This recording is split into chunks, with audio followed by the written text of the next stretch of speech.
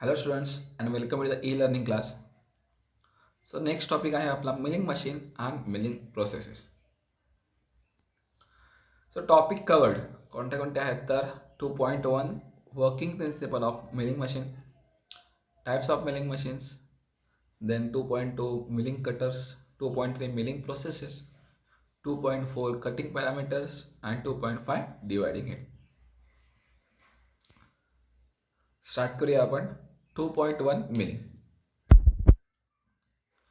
So milling is a process of removing material by feeding the work against a rotating multiple point cutter. So milling he process आहे तर ती material remove करण्याची process आहे आणि याच्यामध्ये आपण काय करतो, आपला जो वर्क पीस आहे तर तो रोटेटिंग कटर्सच्या अगेन्स्ट फीड करत असतो कंटिन्युअसली आणि मटेरियल रिमूव्हल प्रोसेस ही डन होत असते. या प्रोसेसमध्ये आपण मल्टिपल पॉईंट कटिंग टूल वापरत असतो. Milling machine is used for machining flat surfaces, counter surfaces, surface of revolution, external and internal threads and helical surface of various cross section. So milling machine आपल्याला flat surface produce करण्यासाठी उपयोगाला येते, counter surfaces, surface of revolution, external किंवा internal threads आपल्याला पाडायचे असतील तर त्यावेळेस आणि हेलिकल सर्फेसेस प्रोड्यूस करण्यासाठी आपल्याला मिलिंग मशीन उपयोगाला येते. The surface obtained by this machine tool is superior in quality and more accurate and precise. म्हणजे काय तर आफ्टर द मशीनिंग आपल्याला सुपेरियर क्वालिटीची सरफेस आणि ॲक्युरेट अँड प्रिसाईज पार्ट आपल्याला अचीव होत असतो.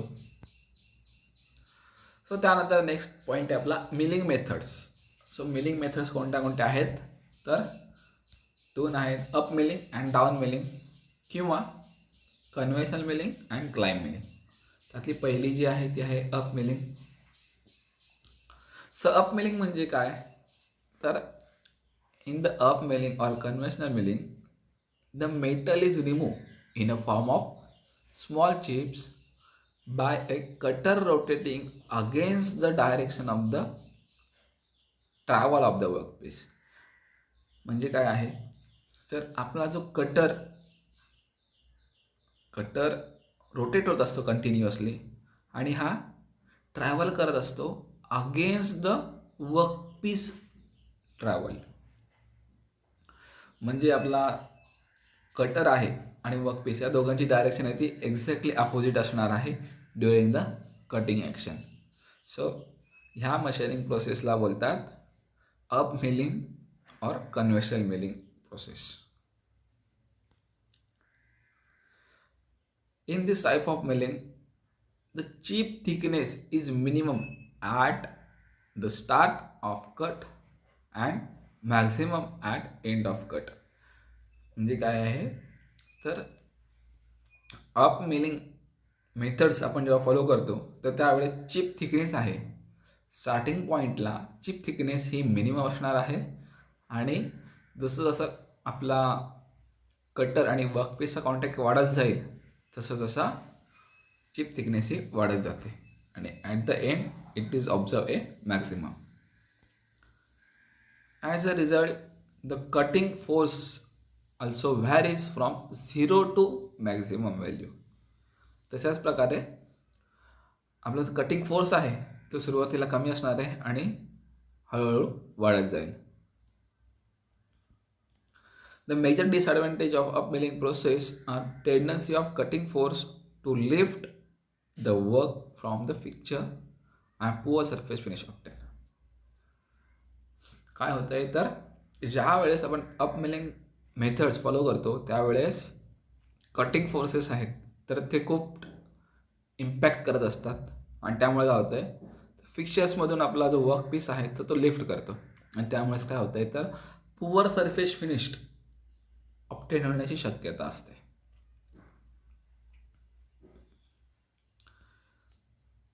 But being a safer process it is commonly used method for of milling.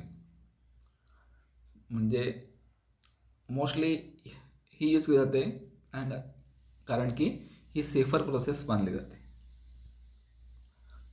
तर इथे डायग्राम दिलेली आहे. अप मिलिंग लेफ्ट साईडला दिलेली आहे. आपला जो वर्कपीस आहे तो लेफ्ट टू राईट मूव्ह होतो आहे आणि आपला कटर आहे तो क्लॉकवाईज रोटेट होतो आहे. म्हणजे दोघांची जी डायरेक्शन आहे तर ते एक्झॅक्टली अपोजिट आहे. त्याच्यानंतर आहे आपले down milling or climb milling. So in this method the metal is remove by a cutter rotating in a same direction of feed of the workpiece. म्हणजे काय, आपला जो कटर रोटेट होतोय आणि direction of the feed of the workpiece हे दोन्ही एकाच डायरेक्शनमध्ये move होत आहेत. जसं की ह्या डायग्राममध्ये आपण बघितलं, आपला जो वर्कपीस आहे तो राईट टू लेफ्ट मूव्ह होतोय हॉरिझॉन्टली आणि आपला जो कटर आहे तो क्लॉकवाईज रोटेट होतोय. म्हणजे दोघांची जी डायरेक्शन आहे तर ती सेम आहे. तर याचा इफेक्ट कुठे होणार आहे तर चिप थिकनेस आणि फोर्सेस, इम्पॅक्ट ऑफ फोर्सेसवरती होणार आहे. Chip thickness is maximum at start of the cut आणि मिनिमम ॲट एंड. म्हणजे काय आहे, सुरुवातीला जे चिप थिकनेस आहे ते ती जास्ती असणार आहे की मॅक्सिमम असणार आहे आणि जसं जसं कटर पुढे मूव्ह होत जाईल तसं तसं कमी होत जाईल.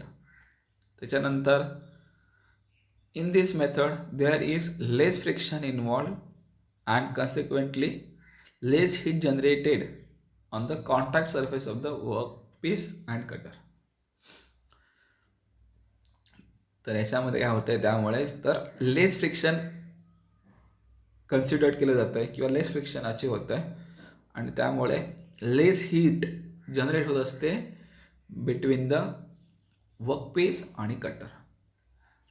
So climb milling can be used advantageously on many kinds of work to increase the number of pieces per sharpening and produced a better finished. Mostly आपल्याला climb milling through better surface finish हे achieve होत असतं. Then with climb milling saw cut long thin slot more satisfactorily than with standard milling. म्हणजे काय, long cut with thin slot हे आपण more efficiently produce करू शकतो with the help of climb milling.